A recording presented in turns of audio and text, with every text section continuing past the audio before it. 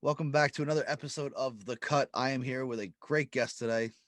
Probably one of the most sarcastic yet intelligent people I personally know. Kind of an asshole to me, but he's a great dude, and I have a feeling everybody's gonna love him.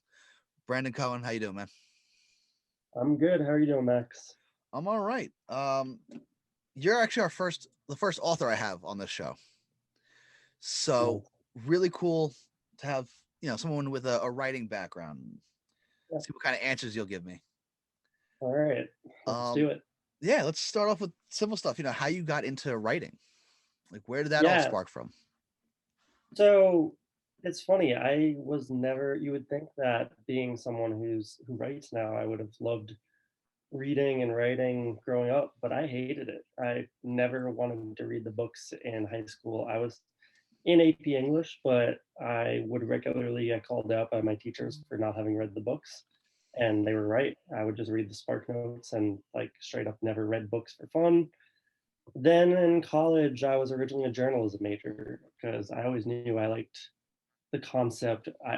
Being a sports fan, I always thought to myself, I'm going to cover a sports team. But very quickly into being a journalism major, I learned that journalism is very by the book. Everything is in a specific style. If anyone reads a sports article, read like 10 sports articles of recaps of games in a row. They're all going to read the exact same way.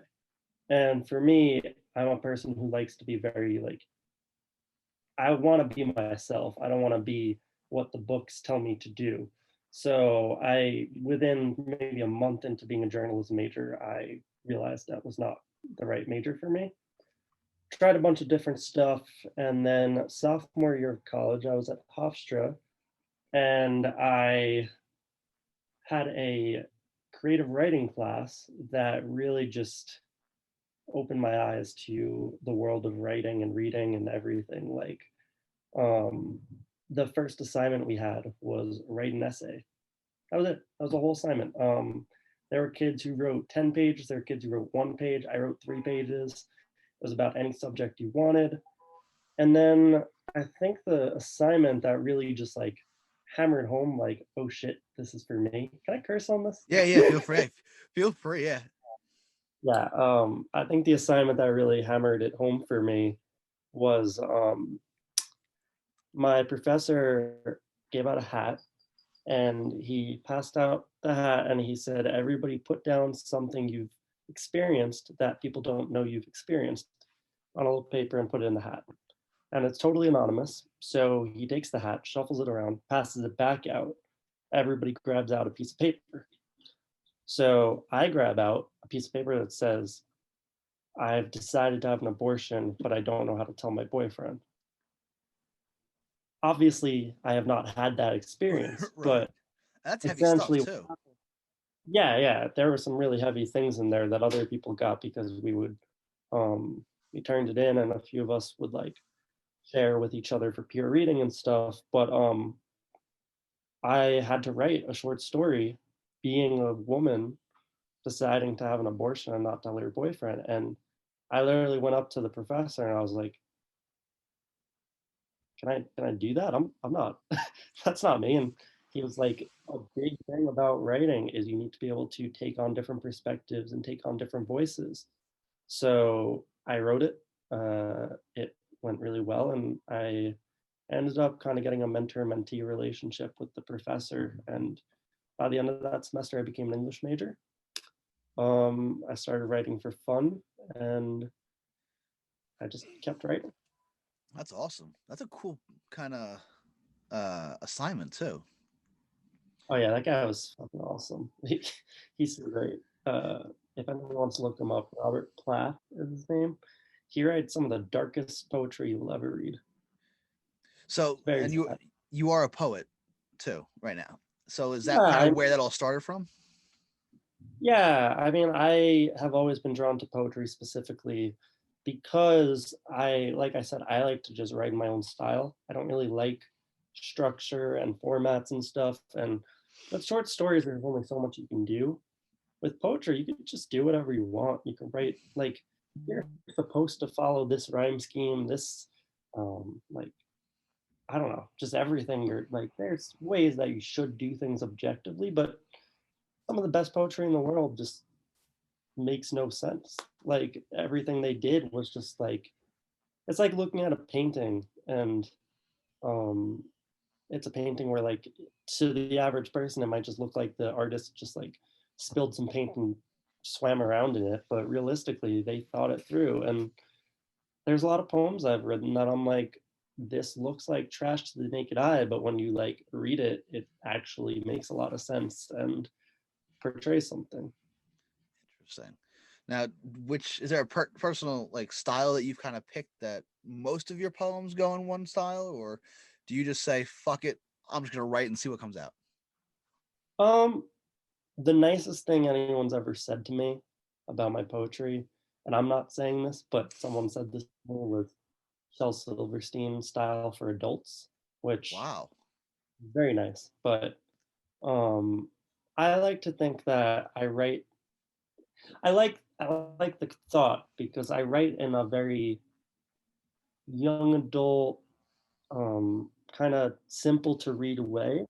Like no one's gonna say that my word choice is like they got to bring out a thesaurus or anything. Like I write in a way that people can understand, Mhm. but then the subject matter is like, oh shit, this is heavy. Like I don't. There's. It's very rare that I write a poem that isn't about something that's like intense. So I like to think that it's kind of heavy topic, light um, reading level. And does it all come from personal experiences? Does it come from external experiences, or just whatever's in your head at the moment? Honestly, both. I write a lot about personal experiences. I write a lot about what I've observed in other people, and I write about a lot what I would like to happen or a life that I have imagined. Like a lot of poetry is imagination, and a lot of my best work has honestly come from stuff that's just plainly never happened. But it's stuff that I can picture. I can paint this scene in my head of these two people, or paint the scene of my head of this person who's dealing with this thing.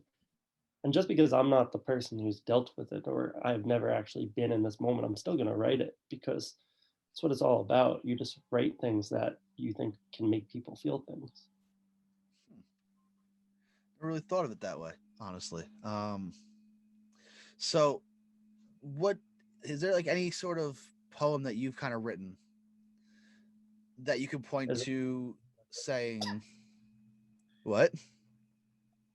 I thought the full question was, is there a poem that you've written? Come on, give me a little more credit than that.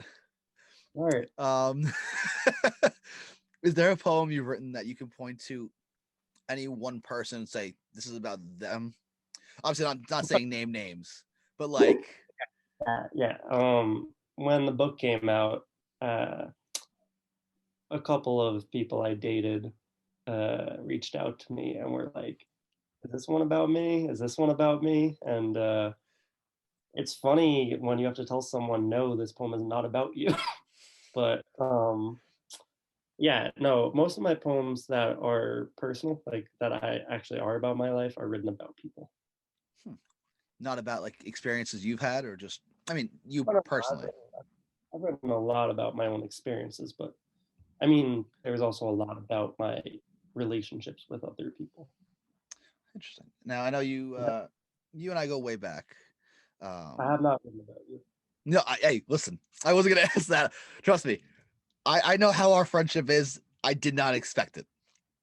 Unless it's Yes. someone dying in a fiery pit, then maybe you know. But you and I go way back, so we know each other pretty well. And I know you're an open Yes. book. You actually had an accident almost when you were younger, that almost kind of led you to gave you almost it was a near death experience, right? But yeah, I was 2 minutes from dying. It's pretty near death. Has there Me been too. any kind of poetry that's come from that as you've gotten older and further away from? Yeah, I mean, I think the near death experience has given me a perspective that a lot of people don't have. I I don't really like fear death, Hmm. which is like, death is so tangible. It's such a real thing. Anyone could die at any moment. Either one of us right now on this phone call could have like a massive stroke randomly. Like you just don't know what's going on. And hopefully that doesn't But happen.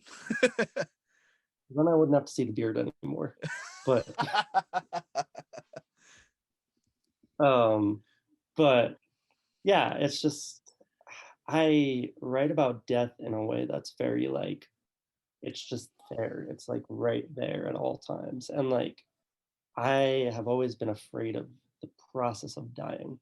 Like I am afraid of the pain of dying, but actually being dead, it's gonna happen to all of us. So when it comes to my poetry, I've been told that I write about death in a very like conversational way as if it's like a light topic because to me it is like Right. like it's so there like anything can happen to anyone and I think a lot of my perspective on that has shaped my writing because I'm a very big believer in the concept of like there's this quote from a movie The Way Back, which is a fantastic movie. Don't die wondering, man. um it's not meant as this huge quote in the movie, but I've always loved the concept of like I don't want to die with people wondering about me, and I don't want to die wondering about people. So Interesting. I don't know when I'm gonna die. Hopefully not tomorrow or anything, but like I am such an open book because I don't really know when I'm gonna go. And if I'm not an open book, let's say I save a bunch of stuff and keep it to myself. Say I write like 100 poems and I keep it to myself. Well, I could just die with none of that ever getting out there. Right. So I'm a big believer in just share, and if anyone doesn't like that, they're probably not like the person or people for you. Right. Um, I'm kind of the same way, just in terms of being an open book and not having questions there. So when you mentioned your book actually, Jump was the title. Yep, yep, Um, Self-published through Amazon, right? yeah, What was the process of collecting poems? Because you released that in what 2018, I want to say. yep. June 2018. And now you've been writing poems for probably years before that, right? So I wrote my first poem for fun, per se, in 2016. Oh, really? Yeah. So what was the selection process like of trying to figure out which poems going in here, here, and here? Because I remember you told me that there was a theme for the book too. Yeah, it's gonna sound like I didn't put a lot of thought into this, but this is back in 2018 and April of 2018, I want to say. I had just moved to Brooklyn and I was sitting at a bar and I had my laptop on me. And I pulled out the laptop and I just started reading through my poetry account. And I started to get some ideas and I started to run with it. So I went through all of my poems that I've ever written for fun. And I tried to figure out if there were categories for them. Like, let's say, four sections I could throw these into, and immediately it would be understood what they fit into. Eventually, I landed at that the poem that I felt was most fitting for the whole theme of what I go for as my poem Jump. So I needed that to be one of the categories. So Jump is poems about like so there's Burn. This is not in order. There's Burn, which is poems about like losing love. There's Radiate, which is poems about like rising through adversity. There's Shrink, which is about the adversity we face. And then Jump is the one just like about unconditional love and innocence in a sense. Hmm. But there's layers to it. If you look closely, even the poem itself is not actually what it appears to be. And very few people have actually said that they get that to me. which I just find fascinating. Like, I actually, it's funny, I wrote this poem thinking it meant one thing, and then I read the poem 2 years later, and I was like, oh shit, that does not, that is not a happy poem. That's actually very, but it's kind of like for the categorization and for what I included, I kind of wanted this layered approach to like everything is so nuanced. You what you think is this great love is also like this one-sided affair, or like what you're willing to do for someone is both really beautiful, but also like you need to take care of yourself. And the whole book, I mean, I wrote this as my first attempt of sharing my poetry in a larger sense. I think my work has improved very much since then, and there are some poems in there I wish I could rip out of every copy, but that's normal for a writer. That's normal for anyone. I think that everyone has a bit of imposter syndrome. Um, but there's definitely a lot in there I'm proud of, and I'm glad I put it out there. But I think just in general, since it's been out, I've improved as a writer, and I've kind of stuck with this whole layered approach. Was there like a sense of anxiety whenever you put out a project, and even me with this project that I'm working on with the cut, oh, that nobody's gonna like it. I don't think anyone's gonna draw to it. It's that generalized anxiety of venturing Yeah, out into the unknown it's funny. almost. I have multiple anxiety disorders that have been diagnosed. Uh, Yet, this concept of sharing the most personal stuff to me, like my poetry is like by far the most personal stuff I will ever share with people. I just never get anxious about it. Interesting. It's so personal that if you were to put this out there and 100 people comment on this video and say, this dude's poetry sucks, I hate this man, I hope he dies, I'd be like, that's fine. Because, like, it's just my stuff. Like, it's in the end, if no one likes it besides me, it's still accomplished for me what I want it to accomplish. Um, Poetry is very therapeutic for me. Interesting. Do you think a lot of poets are like that? Do you think people as a whole? Because I know one thing you like to do, and I've been lucky enough to be included in this, process. Is you like to get a bunch of creative people together. Yeah. Um, you know, have you had much discussion with other poets, even or writers in general, that kind of have the same kind of idea as that? I think most people take it very seriously and very personally, which I think is smarter. I think my approach is not the correct way, and it's never something I would suggest to people, because you're essentially taking the thing that's closest to you and saying, fuck it, who cares? But the issue is you care. Like, I do care. I just, it's something that can't be taken away from me. Right. So it's not something I've gotten a lot of similar feedback on, but yeah. Interesting. Has this quarantine or this pandemic, even now that we're out of quarantine per se, has it helped you? Has it hurt your writing, given that you've been cooped up inside for the most part? Yeah. Again, this has not been the experience I've heard from others, but helped a lot. It's given me a lot of new stuff to write about. It's given me a lot of time to think about some of the stuff I've been through. It's given me a lot of time to think about my interpersonal relationships. Um, I put out a lot of stuff during this quarantine, probably more stuff than the last couple of years combined, like since the book. Um, and yeah, it's actually really helped my writing. Interesting. Do you feel that, and I know you have another project that you've kind of put out during this, do you feel there's another book on the way? Well, it's interesting.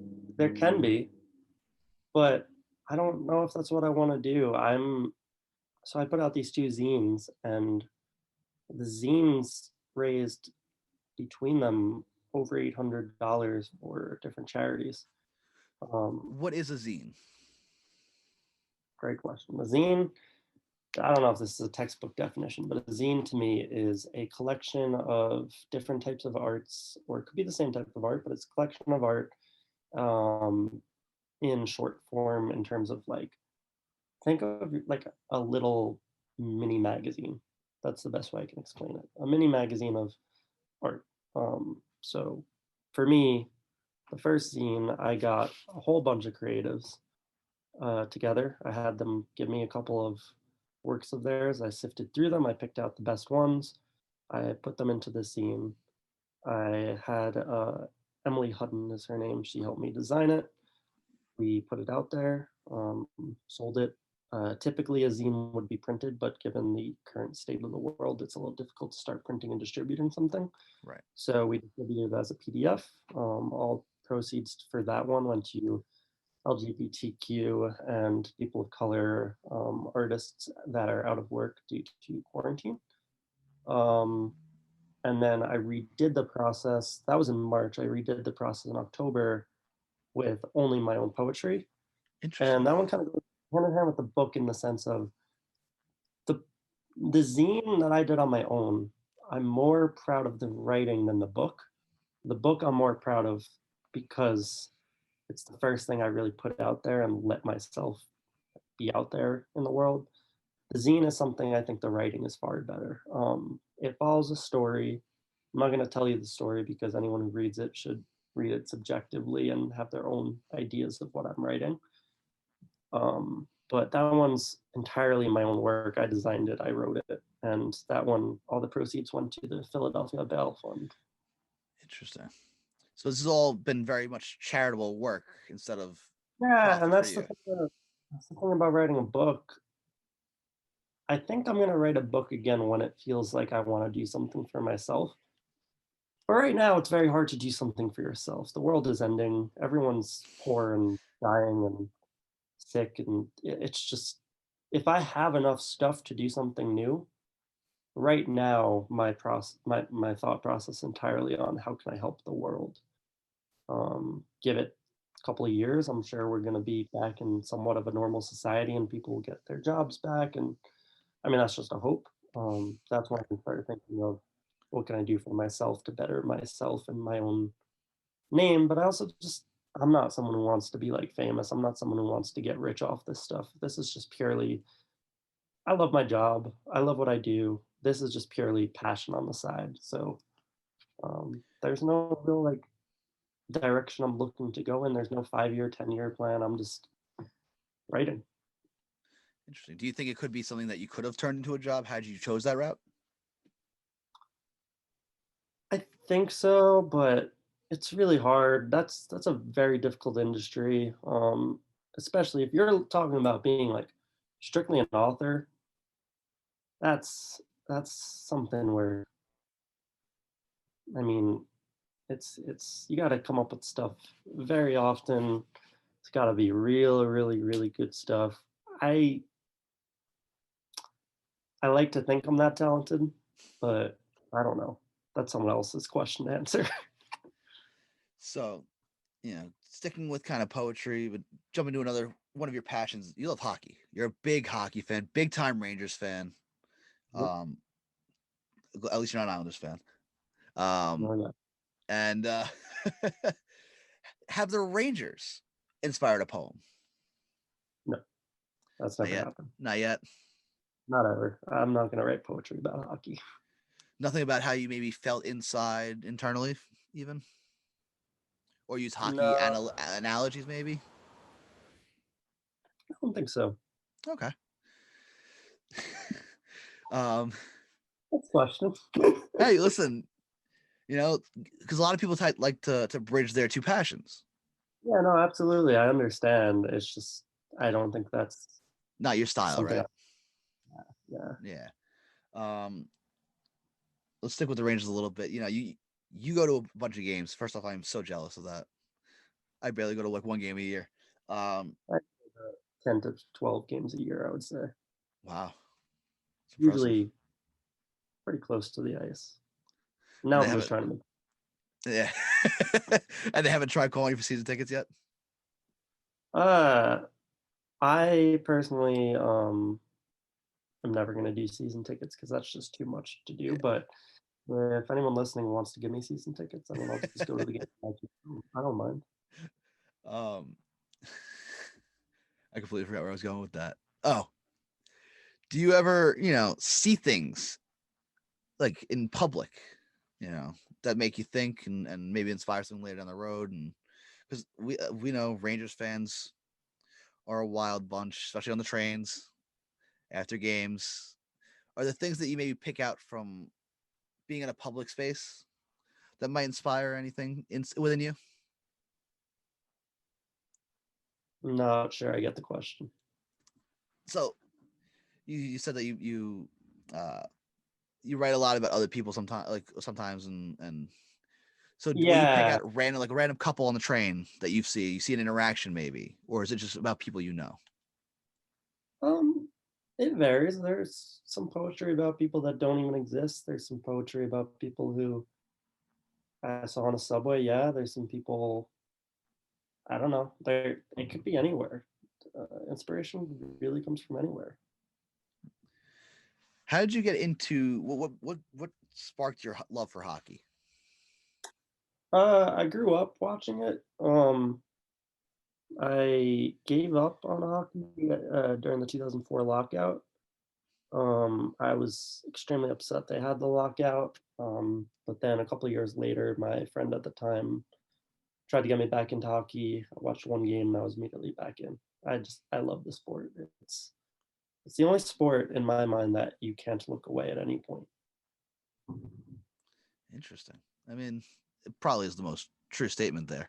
um Every and single why one of mine. why the Rangers? Why don't Why the Rangers? Yeah, I mean, we live in New York yeah, where it's the Rangers, Islanders, even the Devils across the Hudson, maybe Sabres. not the Bucks. Honestly, when I got back into watching hockey, my friend at the time was a Rangers fan. I figured I was watching because of my friend. I might as well root for the team that he was rooting for. I like to say that if my friend was a Arizona Coyotes fan, a Columbus Blue Jackets fan, I would probably be a fan of them right now. So very luckily, my friend was a Rangers fan. Man, that's pretty simple. um, one thing that I know you love to do is you're big on Rangers Twitter. You love to Yeah, interact with other Rangers fans and stuff like yeah. that. You also use social media to your advantage for poetry as well. But with the Rangers right now, um, what what do you like about Twitter? Because a lot of people nowadays are like they hate Twitter because of all the censorship with the world that was, and what's Um, so great about Twitter for you that you just love interacting with the Rangers fans, stuff like that?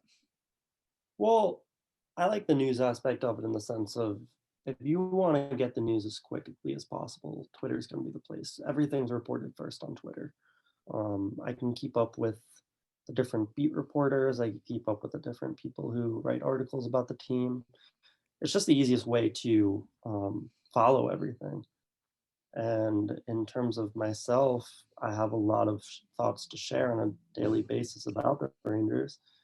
It's really the only place out there that people seem to like want those thoughts. People always want to read more. Twitter is just a place for people who are addicted to the internet, and I have never denied that I'm addicted to the internet. Um, well, I'm well aware that you love your Twitter so much so that you love trolling other fan bases.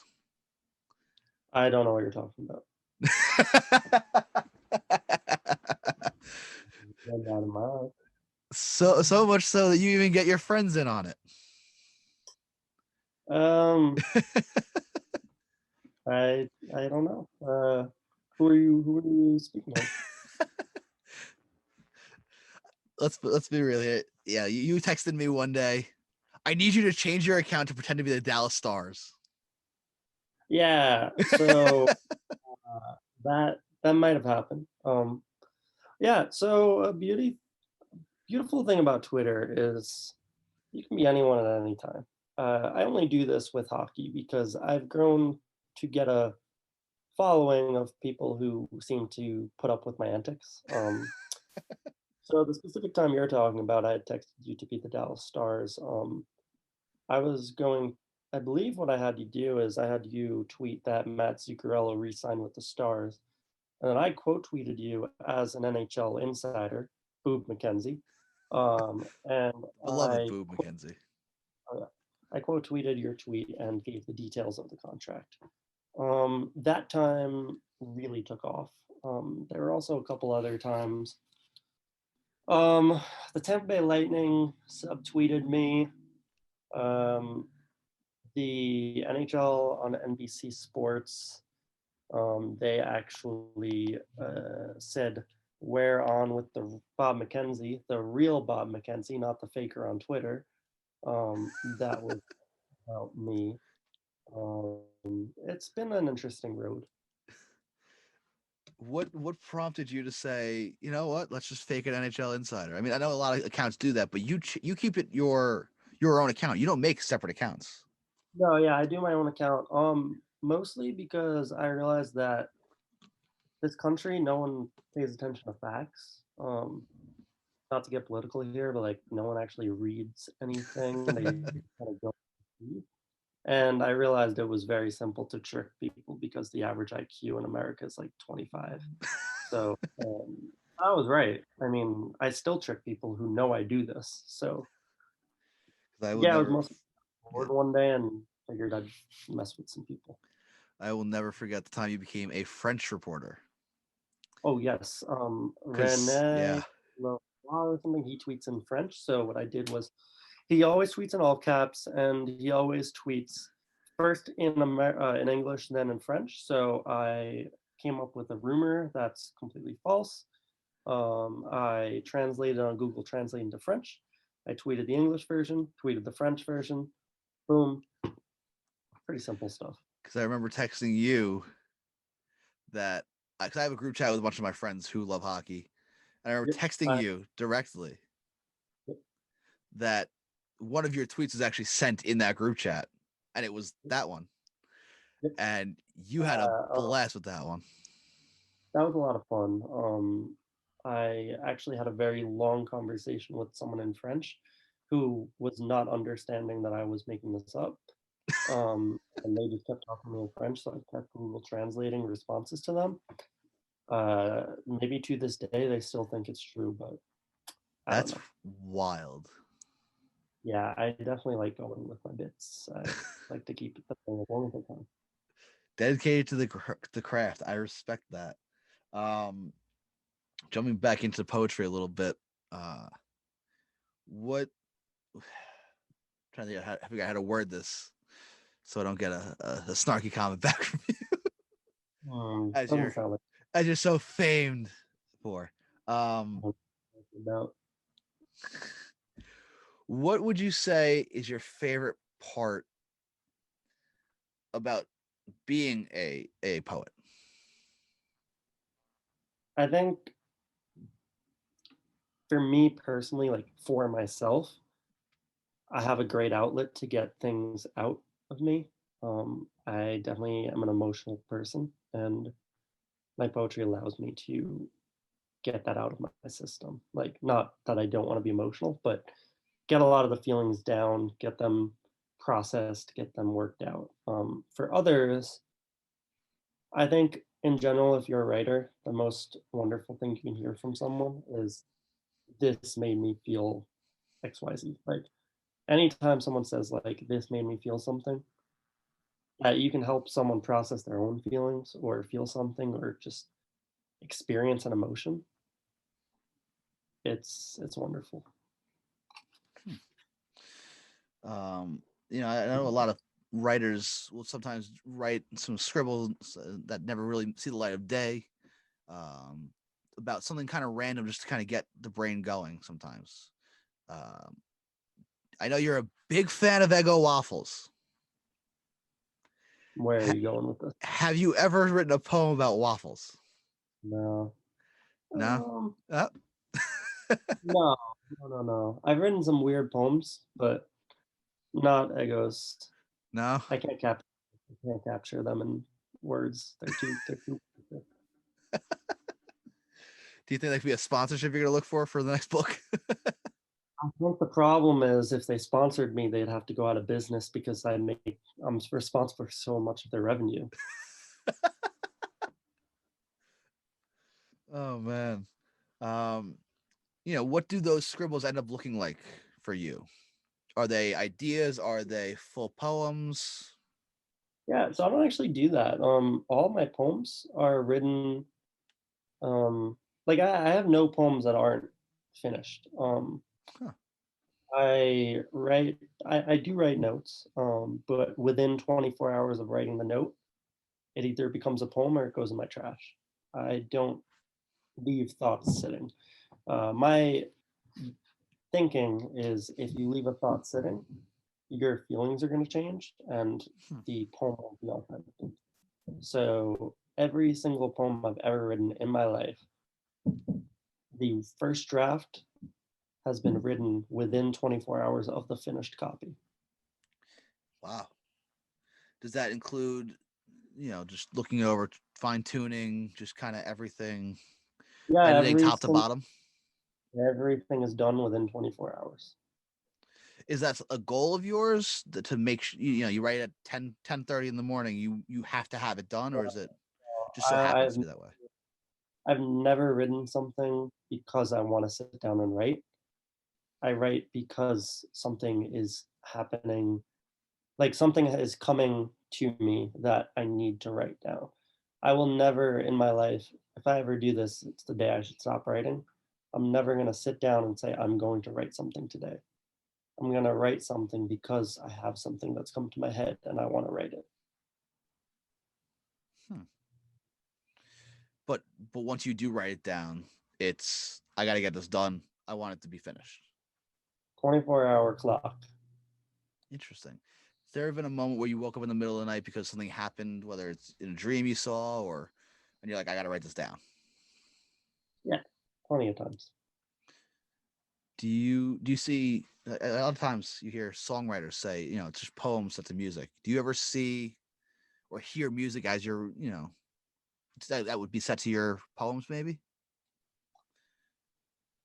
Uh, my dad's brought up a bunch of times that I should write songs, but I can't read music for shit. It's never happened. I just don't understand how to read music. Because you are a big Um, music fan.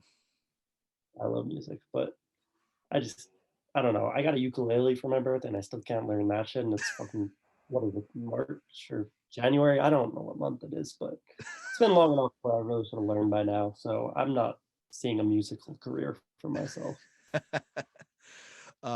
So you do love music. What are some bands you like? Phoebe Bridgers is my favorite artist.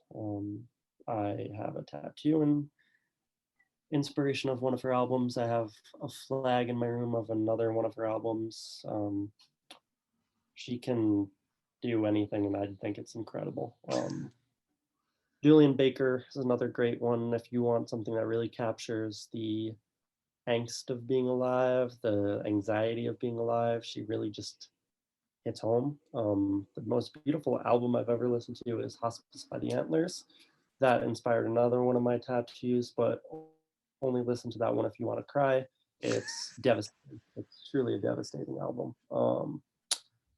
Other favorites are Lord. Sydney Gish is really good. The Strokes are wonderful. Modern Baseball is probably my second favorite band, but they are no longer active. But yeah. Does their songwriting ever, say, hey, I can relate to that because I wrote about it, or this sounds like something that I could have written about? Uh, Phoebe Bridgers is such a good songwriter that I will never in my mind think I can write anything that's even half as good as anything she's written. Modern Baseball is up there as well. There are definitely songs that exist in the world that I think to myself, hey, I could relate to that or I can write something in a similar vein. But man, Phoebe Bridgers, read her lyrics, man. It's crazy. I mean, listen, I'll have to check that out. What's next for Brandon Cohen in terms of poetry? Who the fuck knows? Yeah, I would guess another zine, but your guess is as good as mine. Um, I, until this pandemic ends, I'm not going to be doing anything that involves me selling something for my own benefit. Uh, if I am selling anything in the near future, it would be to raise money for charity. But right now, I'm not working on anything beyond a singular poem at a time. Because once you write a zine, there goes all the work you did for the last like few months. So it's back to square one. So, did you prefer writing the zine yourself, or did you enjoy the collaborative effort? So, would the next I one love be them one or both. the other? It's so fun.